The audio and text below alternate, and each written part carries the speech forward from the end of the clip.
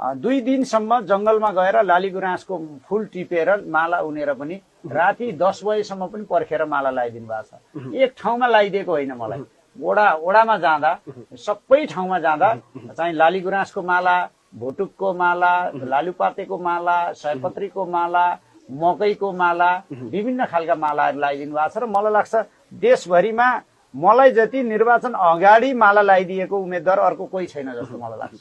यो देश कुनै तस्बिरमा त तपाईको आँखा पनि देखेको आँखै छैन। जगाउन मलाई गाह्रो गरिकन टुप्पीभन्दा माथिसम्म पनि माला लगाइदिइरहनु भएको छ। उहाँहरू एकदमै सबै चाहिँ माला लिएर आउनु भएको छ र लगाइदिनु भएको छ।